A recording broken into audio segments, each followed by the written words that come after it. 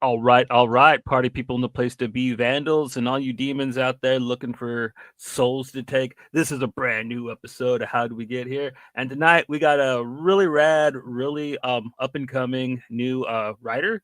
He's done three books, three comics at this point, right? Yep, 3 series. Yep. And we're gonna go ahead and let him introduce himself. How are you doing this evening, sir?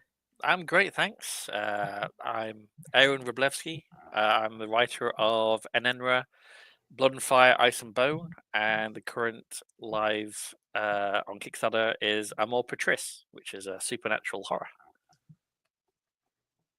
Yes. And then yeah, for the new you got some pretty rad covers for this guy. I like that you're playing on the for the A cover, you're like playing on the first cover, but like it's getting blown away here. That's a Yeah, nice each issue has a kind of it kind of changes. So deteriorates a little more. yeah, it certain things happening from the background and kind of come in. So yeah, it's each. I kind of wanted to tell a little story in each issued cover. So yeah, it looks really cool. I mean, Hernan is an amazing artist. I'm really lucky to find him because he did a couple of variant covers for Blood and Fire and Ice and Bone.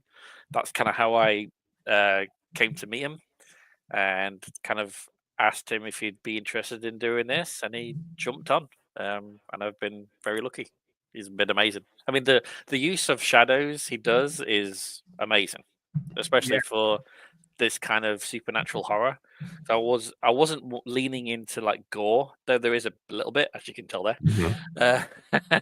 But it's more kind of in the background and suspense and like things like that. And he does an amazing job. Yes, indeed.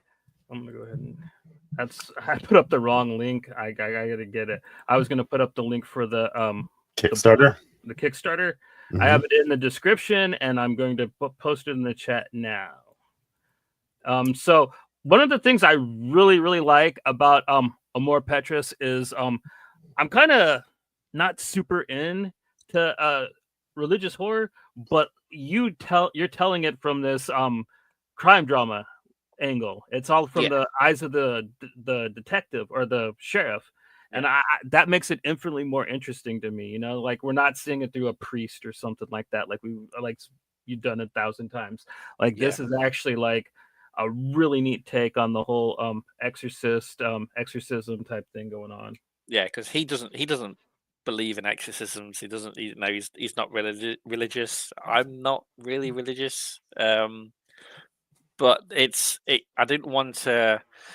I don't know, kind of throw salt onto Catholics and religions and stuff. I'm trying to be very respective, but again, there's a lot that goes on in the background.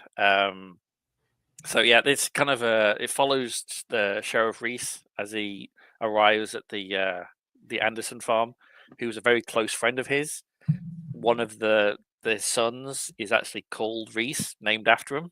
So there's a lot of connection there. That's why he gets, it's more powerful as the story progresses, and his investigation unearths, the practice rites of exorcisms that's been performed in America. That's why the kind of the start of it is not all exorcisms are official and not all are successful, and this is one of the unsuccessful ones, and you find out why as the story progresses. Yeah, and Well, like you were saying, you're the artist you picked. I mean, fantastic choice, right? For the Oh yeah, tone, like the heavy blacks, the grittiness, the for uh, sure. yeah. I mean, it just gives the tone to the book, like this dark, uh, like like I don't know, like a heavy kind of a weight to the book, where it definitely like a Yeah, sense of dread to it. Like I I I great think choice for the artist. yeah, Yeah. I think when I say that an artist like makes my small little dinky paragraph like come alive, he really does. I mean, you could almost feel and reach and touch what he draws, and Mhm. I mean, Like when some of the imagery is amazing, what he does. like just in the faces too, like the Yeah, sheriff, like you could see like the guy's a veteran, right? You could see it in his face. He wears it, and the way he draws it, you could see like the years of service like in his face, where he's kind of like yeah, the old when he, grizzled yeah, cop and stuff. Like it yeah. When he's definitely got that comes off. six-pack of beer, and like, I just want to go Yeah, home and drink. yeah, exactly. Yeah. So it definitely he nails like all the the atmosphere, the tone, and and I really think that that's great. And man, I dig that it's a black and white book. I love that. I mean, not enough Yeah, people. I think people are afraid to do black and white books a lot of the time, because a lot of people like to have the color. But I mean, I don't know what this would look like if it was colored. Like I don't think it would ah, look as. I don't think it would look yeah, half as good. yeah, The tone fits the hmm storyline and the horror elements. That's why I like using shadows, because yeah, you don't know what the hell is going on, and mhm, it's like tweak. It gives that kind of suspense and unknown, mhm, which mhm, is part of the horror theme. You yeah, don't know what the hell half of what's going on, but mhm, as the story progresses, you're like, oh, okay, that mhm, makes sense. So that's what I'm hoping to give, as much to the audience as we can, but without, you know, um, fusing the horror elements. yeah. And like Nenra is another great example of its color, but it's a very selective, limited palette, which really adds a mood of like dreariness, like of despair. It's all Yeah, cooler colors. It's not It, vibrant, not like it really lends to the story. instead yeah, of gray, it's like he uses a little green in there, right? It kind of. it's not grayscaling. He does his own thing, and it works fantastic because he did the same artist does an Enra as well as Blood and The Fire and blood Ice and and Bone. fire. Hmm. Um, and that came about. Well, the way I met him was very odd because I wrote an Enra initially as a TV series. Mm. Um, I had an agency. They were shopping it around. It didn't get any traction because I'm Mr. Nobody. Netflix isn't going to be knocking on my door anytime soon. Um, but one of the agents actually said it would make a really kick-ass graphic novel. And luckily, they had a few artists around. A few did samples, but Ezekiel was on their books doing various artistic stuff for them, and we hit it off straight away. Mhm. And then the first issue took so long is because he was actually drawing it off the TV script. So Okay. Okay. I had to go back and revamp everything, and so now it's all more streamlined. We've all my comics now are written as a comic. Yeah. I learned my lesson. Um, yeah, and he's basically is probably my longest working relationship to Yeah. date. Because I'm hoping to launch the last two episodes of Ice and Bone, which will complete the series complete Mhm. Yeah. in August. So Ice and Bone 2 was successful in Kickstarter, so he's working on that now. In between that and the next Ice and Bone, I'm hoping to launch an Enra 7. And then once that's finished, then Ice and Bone 3 and 4. So busy Cool. times. Okay. One So thing I I love said, about the book is, man, his clouds. Like Oh yeah. probably the best clouds I've ever seen in comics, man. Like, and also you were telling us that you did surveying for uh planes back in the day. So is that kind of how you knew like all the protocol for Yeah, airplanes and stuff? yeah. I used to work in the Royal Air Force as a propulsion technician. So I worked on the engines, did sea off scenes, worked on the aircrafts. For 6.5, almost 7 years, and then I worked basically doing similar thing in Saudi Arabia for 18 months on a big kind of military shakeup of their fleet. So I was part of the systems test at the end. So I was doing pretty much the same thing in the Air Force, but in Saudi Arabia. Very hot. So yeah, I kind of took that knowledge of the aircraft, air-to-air refueling and the things like that, and not some kind of seeing what the ground crew do in the civvy. I kind of took my knowledge of the from the military and kind of transpose a few bits to how the civilian do it at the airports. So one of your earlier series, the first series I think I backed of yours was The Blood and Fire. And that, I think the original story was 3 issues. Yes. And then Yes. you continued it with the second arc, which is titled Ice and Bone. And you just said you're going to have 4 issues for that one. Yep. You just said, Yep, 4. Okay. Yeah. Because Ice and Bone was supposed to be 3 and done. Yeah, it was supposed to be 2, 3, and 3, right? Originally. Yeah. Okay. It was supposed to be one complete storyline. I was happy with it, and then I just couldn't let it go. I kept coming back, thinking of because I wanted to put muskets in it.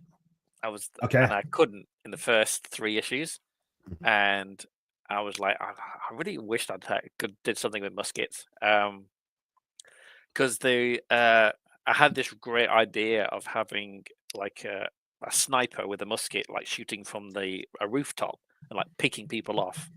But I couldn't put it in. It didn't really fit in the storyline at that time. And so I just kind of didn't think much of it. It's like, oh, it's fine. It's its own entity. It's doing well in the stores. And then I started writing it, and it took me a little longer because I did more research for Ice and Bone than I did for Blood and Fire. And it kind of molded itself around that concept, and I luckily was able to put that sniper on the rooftop. So that's coming. The issue 2 actually has one of my favorite action scenes and deaths in it, and I'm really chuffed. Ezekiel is working on it now, and I can't wait to see it. To the point where I actually drew it in paint, and it's terrible.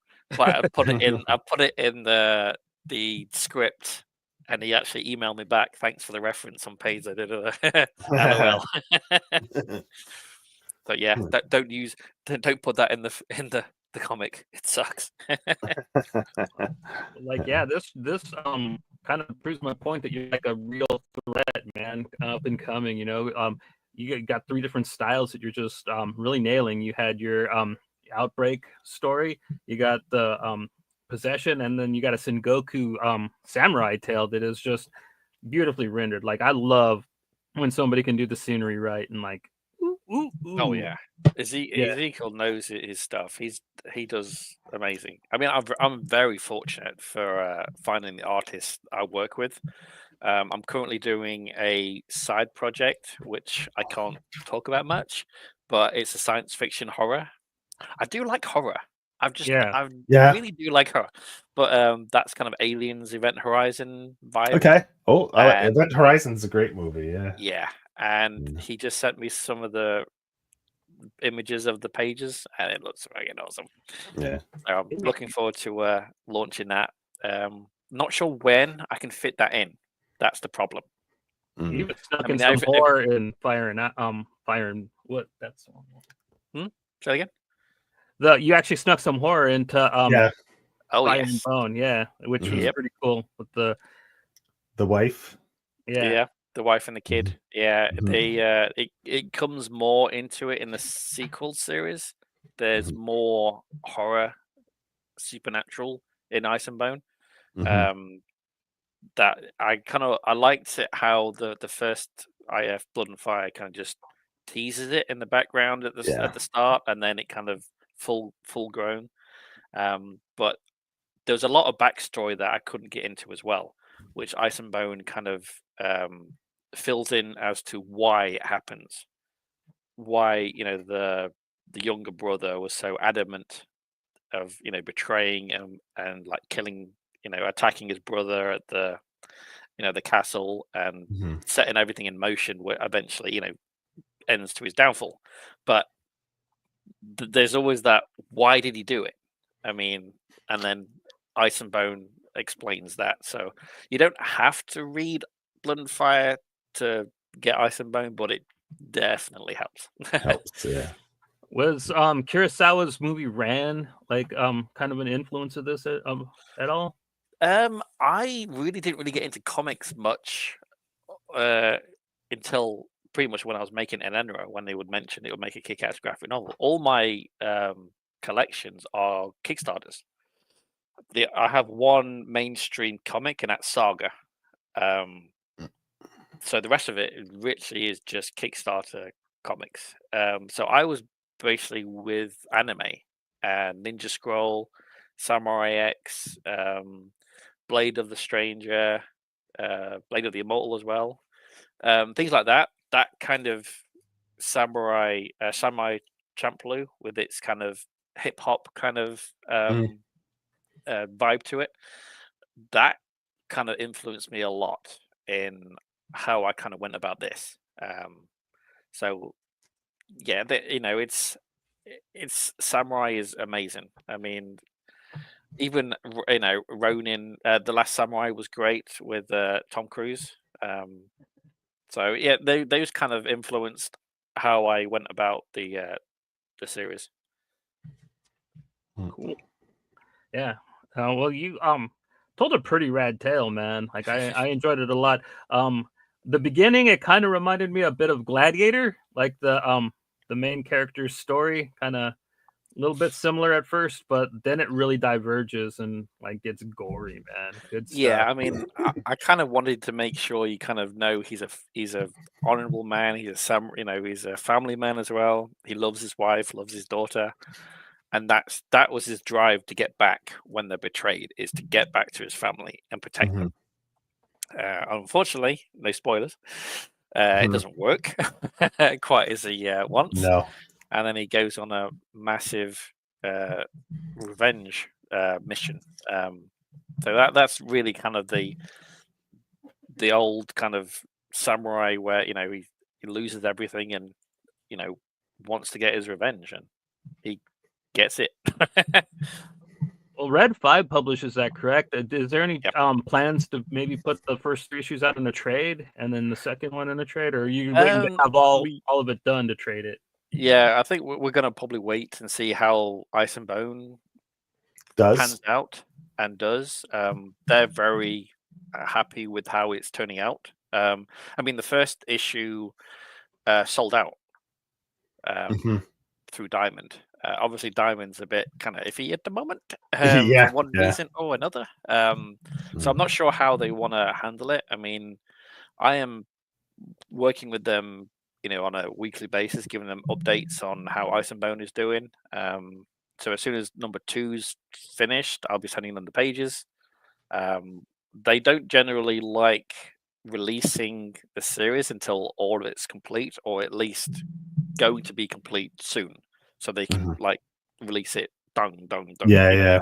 So the readers aren't waiting. Yeah.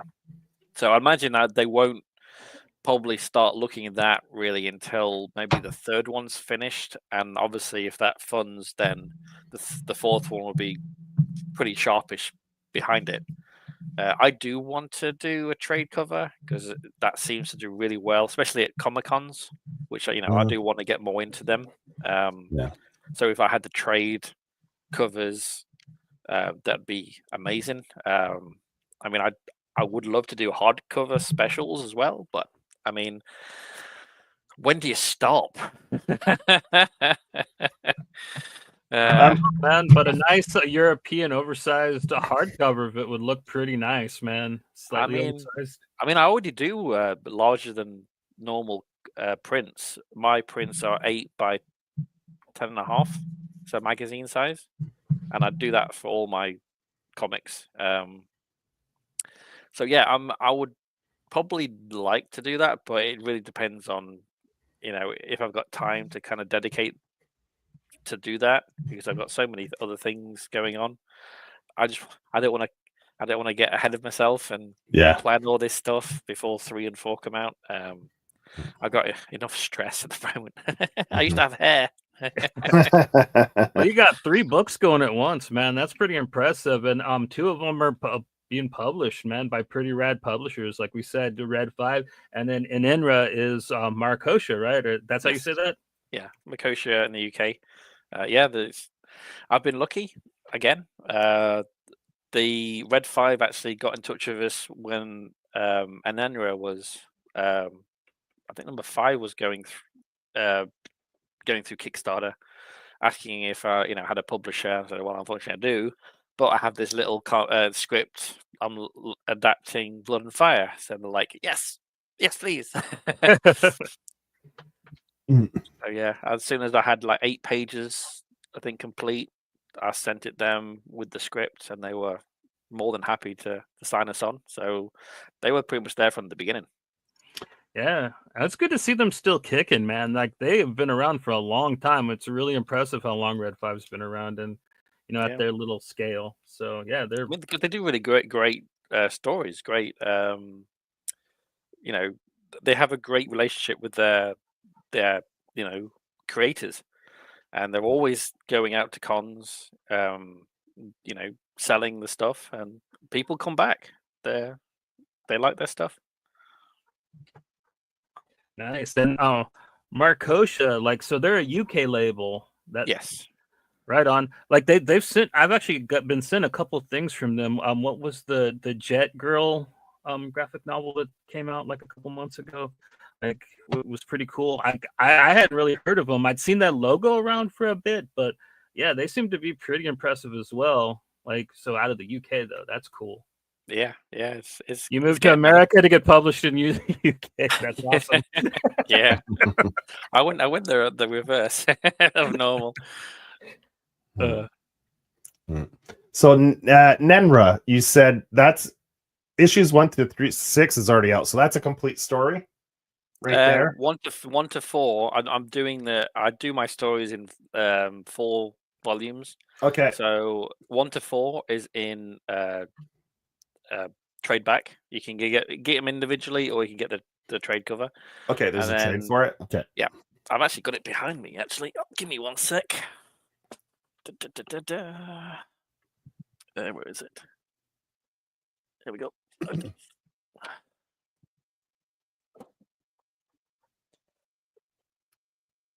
See, there we go. Ah, nice. Okay, Ooh, so yeah, the magazine. And it's a wraparound. That cover is gorgeous with the Eye of London behind him. Man, that's sweet. Yeah. Guess who did the artwork? Yeah, you could tell right away, right? Yeah. And yeah, very cool. Yeah, I gotta get that because I really liked the first issue that we read, man. That was legit. Okay, so you have a second arc that's going on for the Nenra then. Yes, or a continuation, basically. It's about done too, right? It's a 16-issue storyline. Okay. So each issue, as you've seen the first one, it kind of the first part of each issue gives you a glimpse into the future. So it's a post-apocalyptic. The world basically goes to shit. The main part of the main body of the story is like how we get there. So it follows Richard Marin and his team of doctors as they struggle to understand the virus and try and stop it. They fail, but you understand why, what happens and their choices. And it follows the path of the flight that originally lands in Heathrow in issue 1. So they backtrack it to Hong Kong. So that's where the next 4 issues kind of correlate. So the officials are corrupt. They're using the virus for their own means to arrest people who aren't infected, just to get rid of their competition. And by the time they realize the virus is an actual threat, it's too late. So that's how it spreads across China.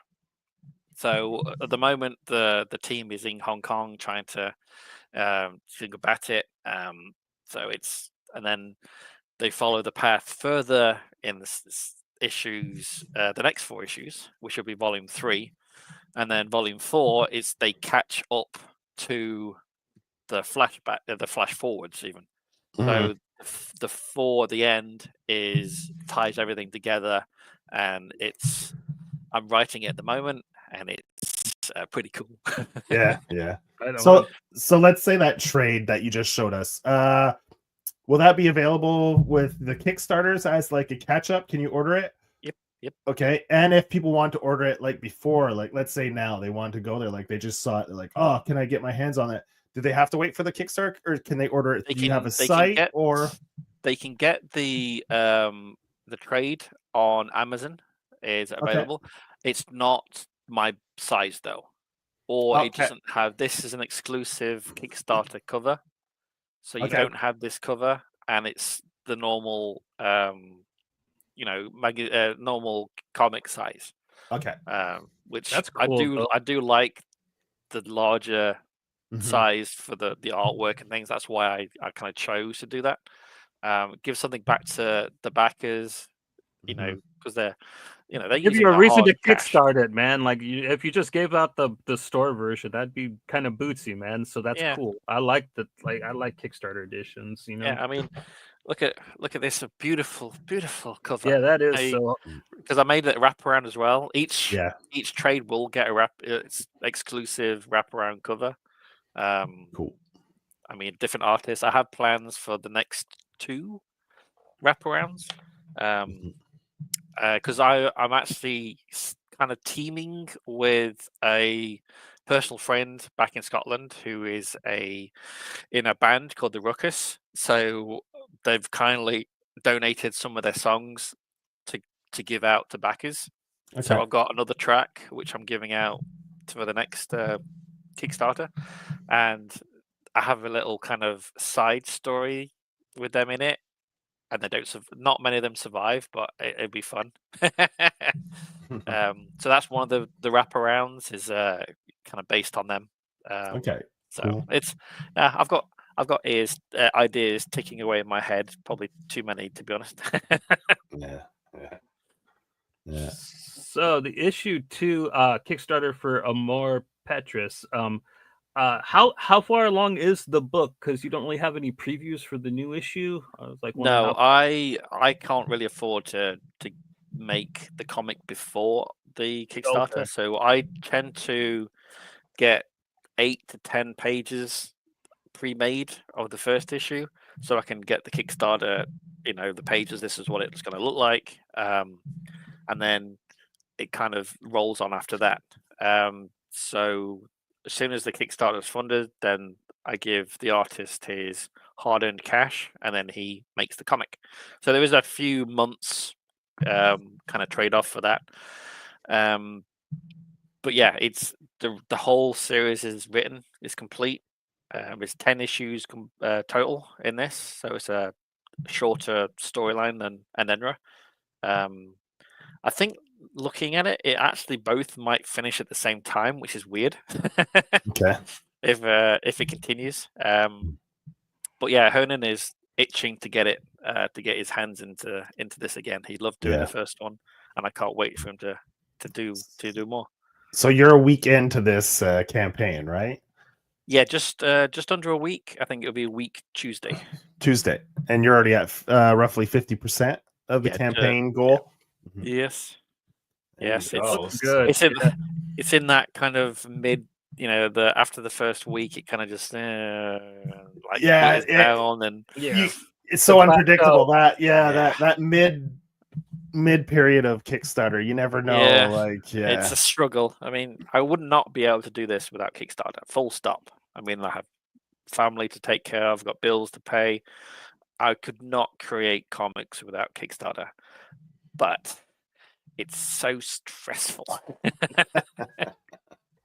But you got some sweet covers, like I was saying earlier, man. You got this homage to the Nun poster, which is pretty cool.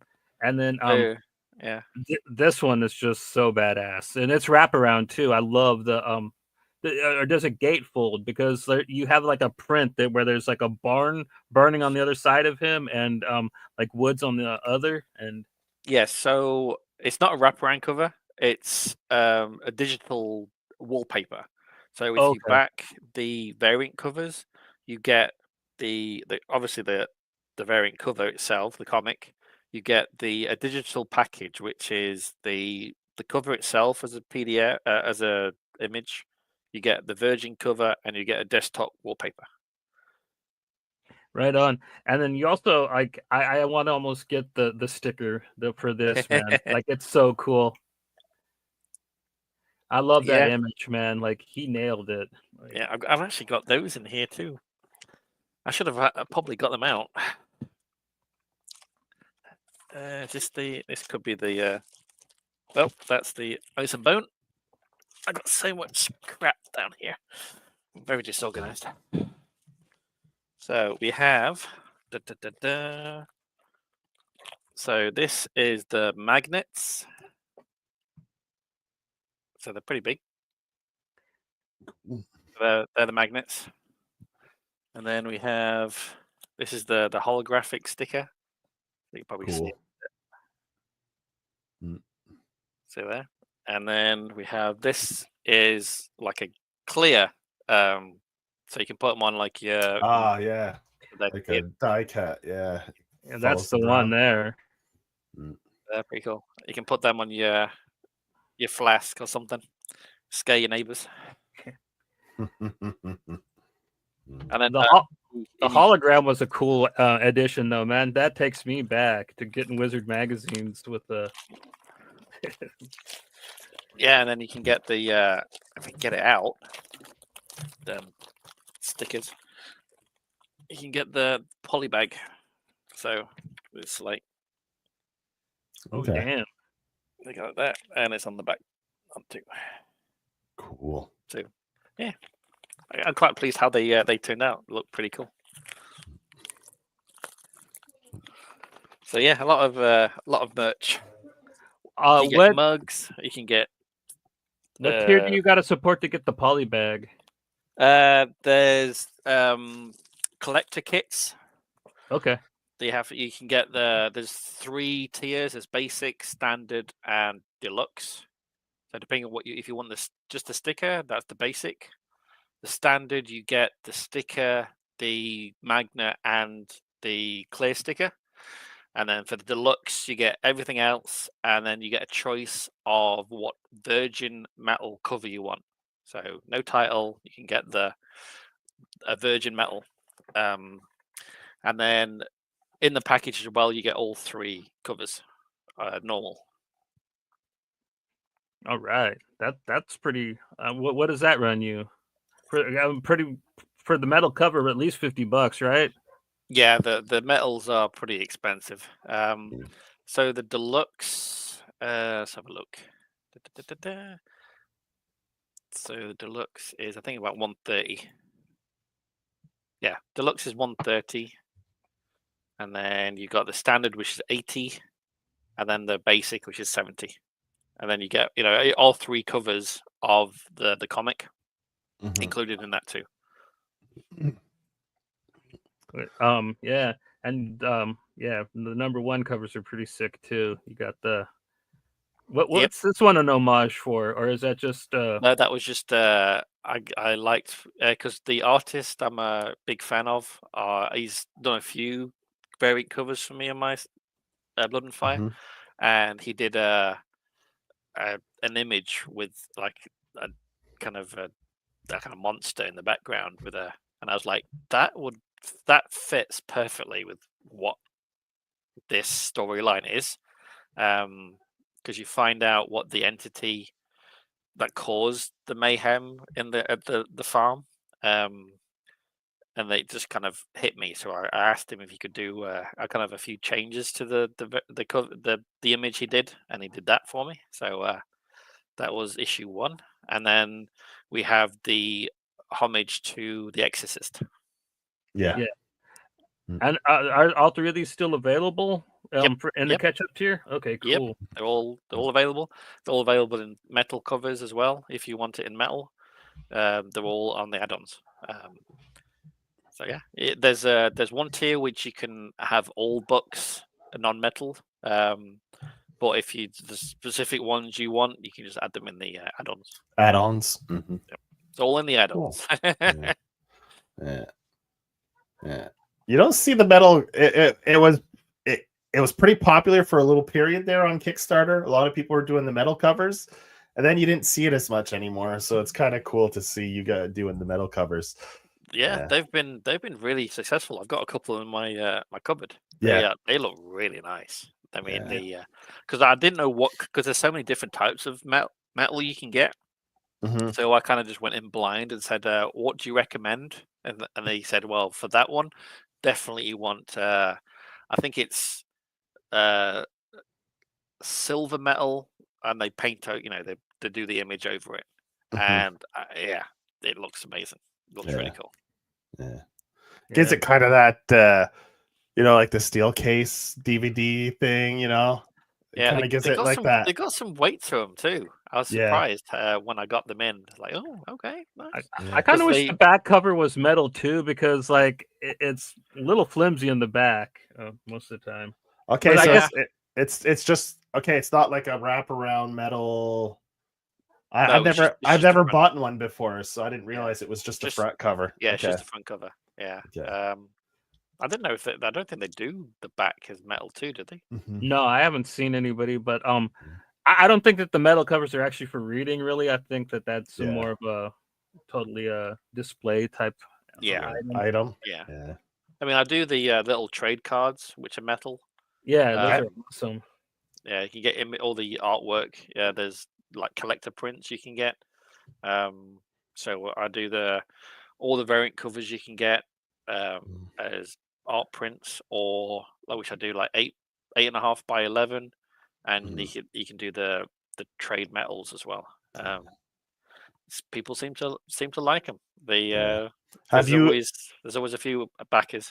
Have you been to cons and broken out like a few metal covers and stuff like that? Or I am itching to do that. I'm going to my first con in June for Nashville. Okay. I've got my table. I've got it all set out. I've got my cover. I'm just kind of working out what I need to, for displaying, for the comics. And I was thinking of getting like a little turntable for my because I've got like a 3D printed samurai. Okay. So it can do like the 360 view type thing. Yeah, that's cool. Yeah. So yeah, that's like kind of like picturing like, okay, so I've got 6 by 2 feet. What kind of fit where and which is stuff like that. I mean, you got quite a bit of stuff to display too. You have the 3 books and you have multiple issues of each, so you should have a pretty good table showing for your wares and stuff and your merch. I'm hoping to make a nice little profit so I can put that back into the comics and get more more stuff for the backers, because I got a few ideas for extra merch for the Ice and Bone when it finishes. It's just having the money to kind of try it out and see if it works, and if it doesn't, then it's like $50 down the toilet, things like that. So it's hard going, but I'm getting there. You got a model and action figure? I shouldn't say, but I've got these little samurai figures, and I'm wanting to do like a platform for them, but I don't know how to do the pattern I want to do. Okay. So one of my friends actually makes guitars, and they're incredible, and he actually cut like a pattern into the base of the guitar and then filled it with epoxy. Okay. It looks really cool. I'm like, I could do that. So that's what I'm thinking of doing, to have like the platform like filled with epoxy, both for like Blood and Fire, which would be like the red, and then Ice and Bone would be kind of a bluish. So that's what I'm kind of thinking. It's just finding the time to do it. Yeah. Yeah. Oh, that's cool. I'm getting there. It's coming along. Yeah. So that'll be your first convention then in Nashville. Yes. Nice. I'm really looking forward to it, because I went last year because it's my son's birthday on the 1st of June. Okay. So we went down there last year to kind of check it out. And luckily I've got a few friends, creators who go there too. So we're hoping to get like a row of tables together near each other. Yeah, that'd be cool. So Yeah, Awesome, man. I'm really looking forward to it. I'm nervous as hell because I've not done one before, but Yeah. yeah, Well, I'm looking forward to it. awesome. Good luck on that, man. I hope you do well, and I hope you have a great experience there. Hopefully, I'll have issue 2 of Amor Patris to print off. Yeah, it should line up right about the same time, eh? Yeah, fingers crossed. Fingers crossed. That'd be nice. Yeah. When does that pop up, in the spring or like early summer? June. Is it June 8th this year? Right in The, the hot the, like of it. the, So It's like the first weekend of June. wonder how hot it gets in Tennessee in the summer. Probably pretty hot. Hot. I mean, it's still in the South, so Yeah, that's one thing I do not like about living here is the summers that humidity. last forever. I'm from Scotland. I'm not used to the heat. If it gets above 75, I hate it. So the first full weekend would be 7, 8. Yep, that's Saturday it. and Sunday. Because the other weekend before falls the last day of May and the first day of June. So it'd probably be 7 and 8. Yeah. Saturday, Sunday. There you go. Yeah, looking forward to it. So got my table, paid for that, got my hotel booked. So it's just driving down there with some books and some swag. You gonna wear a cowboy hat? No. You're going to Nashville. Come on, man. No. Nashville. I do not look good with hats. I'm like, why are you wearing that hat? Especially when I start talking. Yeah, like, exactly. Yeah. They'll be like, wait, what? I was like, what? I was not expecting that. Yeah, exactly. Yeah. I think they'll start getting their guns out and like, are you wearing that to take the piss, boy? Get that off your head. Like, yeah, sorry, sir.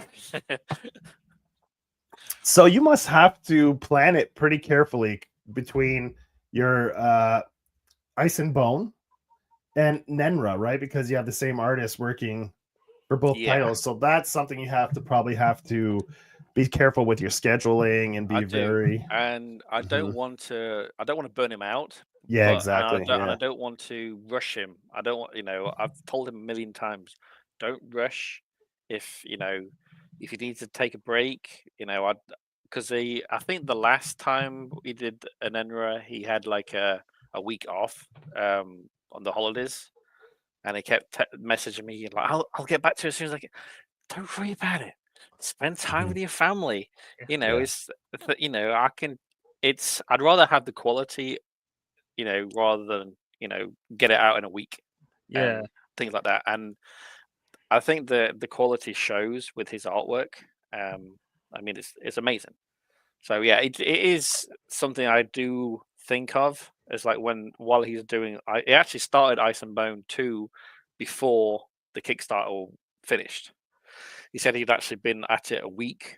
After so he knows it's coming. He was, he's very adamant that he's very passionate about it. He's so trying to work out his schedule. Because I asked him, like, if I do 3 and 4 together in August, is that okay? And he goes, yeah. I mean, it's not set in stone. It's just something I asked the backers of Ice and Bone 2. It's one of in the survey. It's like, would you prefer to do 3 on its own, or would you prefer me to do 3 and 4? Though it would be $35 for both, because the 4th issue is 44 pages. Yeah. Okay. But it would save you on postage, because exactly. You got both in one, rather than 2, separate. Yeah. Separate. Yeah. And I think I did a quick calculation, and it's around 75% said do 3 and 4. And so I'm thinking of doing 3 and 4, but still have maybe a 3 only tier. So if people can't afford a 3 and 4, they can still get the 3rd one on its own. And then when they're ready to do the 4th one, they can contact me on the side and like pay through PayPal or something, and I'll get them printed off. Yeah.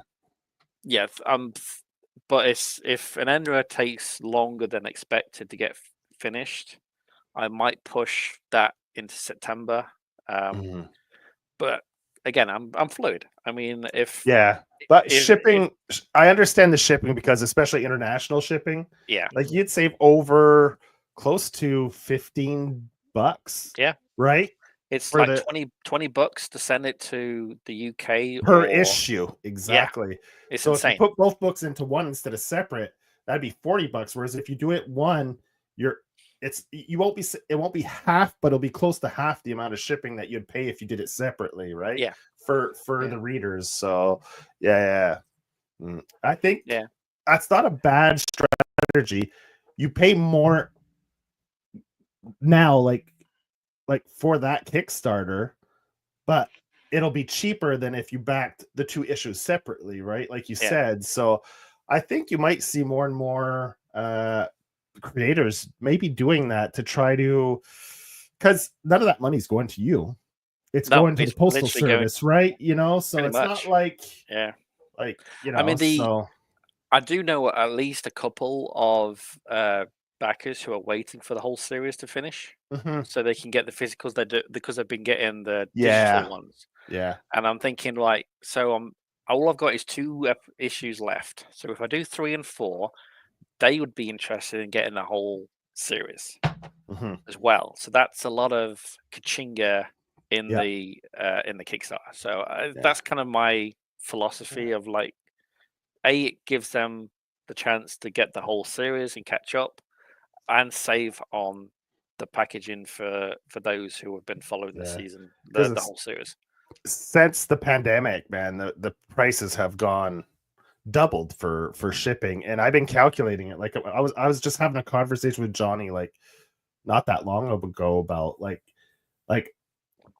backing floppies on Kickstarter is expensive because you're paying like more for the shipping than you are for the actual book, right? And then Yeah, to get 5 issues, you're looking at $100 for someone who's not in the States, like if it's like international, right? So I was like, yeah, damn it, it starts to become a lot of money. Like when you think of it, it is. each issue individually. Whereas, see, like there's another person I like their work, and I haven't bought the stuff yet. I'm waiting until they have 5 issues so I can order all 5 and pay that shipping once, right? Yeah, And I'm waiting yeah, for them to get to 5 issues so I could get like, because I like it, but I don't want to order each issue separately because that's an extra 20 to $25 each time, right? mm, Whereas if I pay $30 out and I get 5 issues for 30 as opposed to 20 to $25 for each individual issue, man, I'm saving like almost $70 there in yeah. shipping. You know, It it's crazy.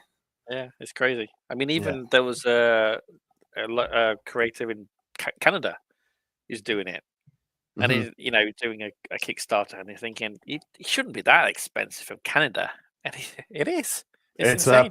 post Canada, yeah. Post Yeah, Canada's like just for me. I live in Canada, and it's for a comic that's like $7. You're paying just within the country. It's like $15 Canadian yeah, easily, you know. And that depends on if it's in a Gemini, the weight, the size. I mean, like you're looking at 15 minimum, right? You're yeah, not getting out of it for less than $15. So yeah. So yeah, that's my plan. So I'm yeah. whether I can fit this new science fiction horror Mm, in there is like, because I told the artist like I really do want the thing is that I want to have enough time to set it up and get myself motivated and have enough not motivated but kind of have enough energy Yeah. to actually put into it, because it's exhausting doing mm, Kickstarters. It's doing, getting everything ready, doing shows, being stressed. Because my mhm. wife will tell you, it's like, because my last Kickstarter I did, and I thought I told her, but I hadn't. And she'd go, Mm. "What's wrong? Have you got a Kickstarter going?" It's like, "Yeah." It's like, "No wonder you're stressing out and not sleeping." It's like, "Thought you knew." Yeah. Yeah.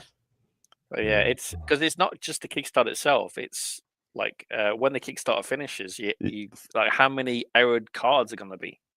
Mm, It's because that's what I really hate about Kickstarter is that they don't check the card payments until after. okay. So you could be I could be funded, and then $500 goes because there's no the card errors. And Okay, yeah. there's nothing you can do about it. So it's either you suck that money in and kind of take the bullet, or you refund everyone and try again. But no one wants to do that. So it's like, damn it. Yeah. Trying to try and keep that momentum going. So it's difficult, and every creator goes through it. It's one of those things. Yeah. I mean, like, Kickstarter is a crazy place, man. Like, there was a Kickstarter that I thought was doomed and it was never going to be fulfilled. And like, it's been like, what, 2-3 years, Joe? And like, finally, probably, finally they're like, we got the physical copies and we're going to be sending them out over the month. And I'm just like, what happened? They're like, well, we had a problem with our printer. No, dog, there has to be more than that, than finding a new printer. Like, I mean, unfortunately, there has been horror stories with artists. Like, you pay the artist to do the work. He gives you sketches and says, "Oh, I need the other half of the money." You give him the full whack, and then you don't hear from him again. That's why I'm very, very fortunate of the artists I've found. I tend to use them as variant covers. Get to their own over time, and then use them for like internals. But I mean, you never know what's going to happen. It's difficult. It really is. But it's like I said, I would not be here without Kickstarter and the amazing backers who give their money to have these comics in their collection. So I'm very thankful they enjoy the story and the artwork, and hopefully they'll keep coming back. So for Amor Patris, are you gonna or Patris? My bad, I just said that so white.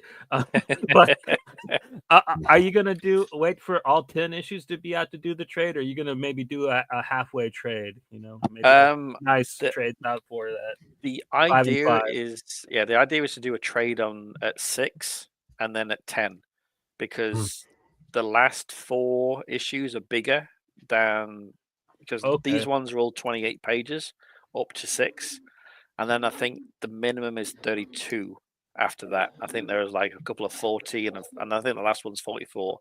So they're very big, they're bigger. So roundabout almost the same page length, but like 4 issues rather than 6. So that's the current plan. Because I do have a publisher in Australia who's interested in it. They have it, the first one, on their website, but you can only get it through online PDF. Okay. So they're waiting for the trade to start printing. Okay. Yeah. But again, they'll be printing it normal comic size, where I print it the magazine format. Size. Yeah. Cool. And I imagine I'll be doing a Kickstarter kind of exclusive wraparound cover. Okay. I do like it. It looks cool. So it does. It definitely does. Yeah. And I'm a trade guy. Like, I have too many long boxes, bro.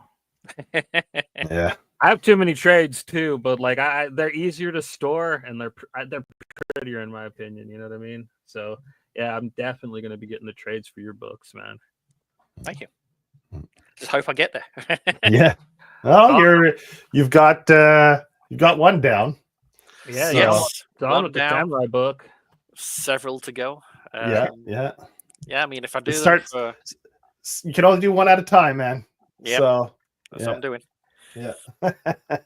Yeah. No. What you've been able to put out so far, it's impressive, man, and it's all really good. So I urge everybody, like, there's if you're interested in what we had to talk about, you go ahead and back Amor Patris, and then definitely go online and get the trade for Inernera, because like, this is really cool. Like, I really like it starts off as a slow burn, lots of procedure, but I think that's fun, and especially if like it seems like it knows what it's talking about, you know what I mean? And I highly recommend checking that out. And then you can get the issues for Fire and Bone and off of the Red 5 site, right? Yes, yeah. Blood and Fire is on the Red 5 Comics website. Mhm. I believe you can't get physical copies of Blood and Fire issue 1 because they've sold out. It's sold out. Yeah. So really, the only way physically to get them is through the Kickstarter. They are thinking about doing another print run, but nothing's been decided yet. So yeah, it's if you want to get digital, you can get them on their website, or you can just wait and put it on Kickstarter and help me fund the next issue. Yeah, yeah, exactly. Yeah. Or Get- eBay it. Oh There's- yeah, No, don't eBay it because then you Don't don't eBay you it. don't get anything from that. So Yeah. go to the Kickstarter, man. Just go to the Kickstarter. It'll help you fund the book, and you'll be able to get the Blood and Fire as well. I mean, so it's two birds, one stone, right? Everyone's Exactly. happy. So you can get the Blood and Fire and stuff through the Amor Patris. I don't think I've put them on. I try and keep them separate. Okay. So Amor Patris is that one. I mean, I could put maybe Blood and Fire issue 1 on there as an add-on. I mean, I could do that. Okay. I can't see why not. If people are interested in Blood and Fire. Also, there's you can get actually the scripts as well of Amor Patris. Okay. You can get issue 1 script as an add-on, and if you get the deluxe digital, you get the normal PDF, but the second PDF you'll get is the deluxe version, which includes the covers and the script at the end. So you get the full script for those who like seeing, how I write and how bad it is.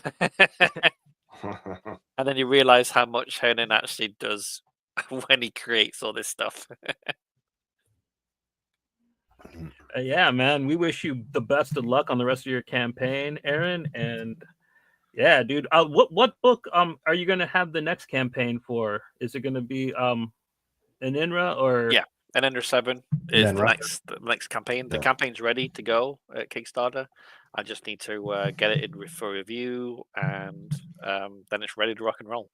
Awesome. You just can't send it for review while you've got a live campaign. Yeah. Mhm. So as soon as this one's done, I'll be sending that in for review, and it's literally ready to go. I've got the cover done. I mean, we've got 1 to 6 finished. I mean, you can get them in floppies, or you can get 1 to 4 in the trade if you want to do a quick kind of catch up. So yeah, I mean, there's hopefully that will be launching maybe April, end of April. Okay. Yeah, Mm, I probably want to cool. give a bit of break, a couple of weeks, like Yeah. Breather. yeah, and do the pre-launch, and then head probably towards the end of April to launch that, and then looking at maybe August for, depending on how long it takes him to do the artwork for Enera. But I'm kind of aiming August for a 3 and 4 of Isenbone. Mhm. I keep him busy. That's for Keep sure. 'em busy. Yeah. Man. He's not complaining on that front. It's more like I need a break, man. Yeah. That's gonna be awesome, Awesome. though. 3 issues out this year, or maybe 4, huh? If you can get one in December, maybe. Because Amor Patris, I launched last year for issue 2 when it didn't fund, because I think it was timing. After that, I've kind of learned my lesson. Like after September, October, with like Thanksgiving and Christmas shopping starting Yeah. and stuff. Yeah. it's some people, have thousands of backers and they don't, have no issue. Well, I don't have thousands of backers, Mhm. so I have to be kind of conservative and think about it. And I think the Ice and Bone 3 and 4 would probably be it for the year. Both give me a break, but also Yeah. kind of restock what I'm doing next year and kind of Mhm. get that schedule worked out from Yeah. because usually I kind of hit the ball running for like January, maybe the second week of January, I'll do my first Kickstarter, and then kind of set sequence, like say what's going to happen after that. So especially if I'm going to be doing this fourth series as well, somewhere in between there, I kind of need to find out where it can kind of slip in and do really well. Are you going to get a new artist for that, or are you going to work with one of the? New artist. He did a few variant covers for me as well. So he's already done a few artworks for Blood and Fire, and he's doing amazing with this. Awesome. Yes. Cool. Can't wait. Is it going to be mostly like black and white too, or no? It's going to be full color. Cool. Yeah, it's not full color. It's kind of colored backgrounds, kind of limited palette. Really well. Yeah, it's a very colorful palette he does, and he's doing an amazing job. He's given me the first 3. He's done the artwork for the first 6, but only colored the first 3, and it looked freaking awesome. Nice. So yeah, if you like Event Horizon, alien, science fiction, horror, watch this space. Cool. No pun intended. Nice. Yeah, man. So good luck on the rest of the campaign. You're off to a good start. So 50% with just under a week into the campaign, which is a good start. I hope you have fun at your first convention in Nashville come June. So hope you have fun with that. And man, thanks for coming on. It was a pleasure talking to you. And thanks for having me. Yeah. Thank you for having me. It's been great. Yeah. Johnny. Right. Yeah, I'm not sure. We probably are actually finally going to do that Kings of Nowhere episode sometime this week. Or we got a bunch of stuff planned, man. It's going to be an exciting future for this channel if we do what we kind of got planned. So yeah, keep your eye on this space, like Aaron said, man. And take it easy. We'll see you guys later this week. Pow pow.